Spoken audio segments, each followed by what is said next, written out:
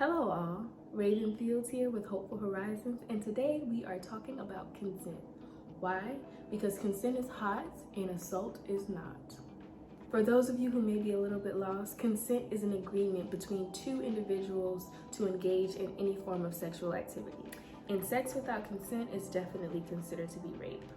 So 5 things that I would like for you to remember about consent today is that it is informed, enthusiastic, freely given, continuous, and coherent. Informed means that both you and your partner know the risks that are involved with having sexual activity. That means you're educated on STIs, you both know your status, whether you're in a relationship or whether you're just fooling around. Because tricking someone into thinking that sex is going to make the relationship stronger or create some sort of bond when you have no intentions of being with that person, that is unacceptable and misleading. Enthusiastic means that both of you should want it. Both of you are excited about it. Both of you are willing to make this decision together. If either of you are having second thoughts or feeling less than excited about engaging in sexual activity, then maybe you should hold off and save this for another time. Continuous means that it can be revoked at any point in time. So just because you say that you're okay with making out or kissing, that does not mean that you're willing to go forward. That does not mean that you're willing to participate in oral activity. And that definitely doesn't mean that you're ready to participate in any sort of sexual penetration. Just because someone consented to having sex last week, that doesn't mean that they're okay with having sex this week. It should be freely given, not coerced. So if you have to pressure, intimidate, threaten in any sort of way for someone to have sex with you, then that is not consent at all.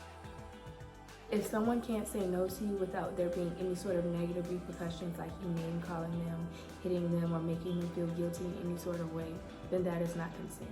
Again, both partners must have the right to be freely open to say yes and to say no, or I'm not comfortable with this at any time.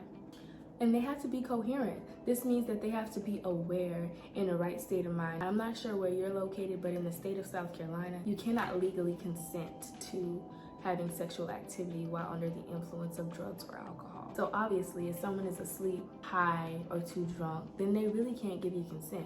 If they're underage, there is no balance of power. You're older than them, smarter than them, and you're able to manipulate them in any sort of way. They're not in a proper position to give you consent.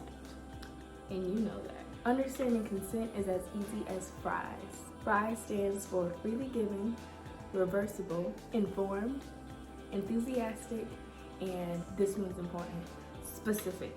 So freely given, remember, no sorts of pressure, no drugs, no alcohol, in a proper state of mind. Reversible, anyone can change their mind at any point in time. Informed, be honest. And if you need an example of that, again, knowing your status, being honest. And also, if your agreement was that you were going to wear a condom, or in the middle of sex you decide that you want to take the condom off, then that is not consent. And that ain't cool either, dude. Enthusiastic, so you both should be excited. I want to, but I'm just, I don't know. That's a no. Well, I'm comfortable with doing this, but I'm not quite ready to go all the way. That's a no. If there's any sort of fear in the room, then there is no consent in the room. An absence of a no does not equal a yes. You always want a verbal confirmation. If you're not exactly sure if someone is not really enthusiastic, I'll give you some pointers. If they say no, then it's no. They're not ready to do it. If they turn away from you, that means no. Saying that they don't want to, definitely no. Shoving you away, no. If they're passed out, again, absence of a no does not mean yes. I'm not ready. No. I don't feel like it. No. Drunk or drugged, no. Screaming, no. Don't, definitely no. And crying, no. What if they're crying, but they're like, yes, it's okay? No. They're probably most likely doing that just to make you happy. And again, if both of you are not happy about the choice that you both are making, then no, maybe you shouldn't be going forward. Saying yes is the only way that you can give free consent, letting them know that you're into it, you're willing, and you're on the same page as them. Don't assume that their body language is an invitation or gives you any form of consent. A miniskirt is not an invitation. A miniskirt is not consent. Tight clothing is not consent. Body language is not consent. You need verbal confirmation.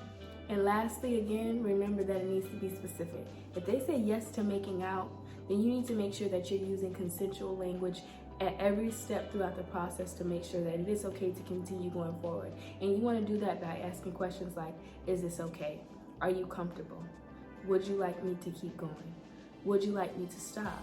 Is it okay if I do this? Remember, y'all, there should be no blurred line when it comes to consent. Consent really isn't that complicated. You just need to make sure you ask, you really listen to your partner, you make space for a no, don't make them feel uncomfortable if they're not ready to go forward. And remember the biggest one of all, that yes can change to a no at any point in time. Thanks for tuning into this video, guys. I really hope that this helps you make informed decisions when it comes to consenting and asking for consent. Remember to use your consensual language. And until the next video, my name is Raven Fields with Hopeful Horizons, and we will be back with more.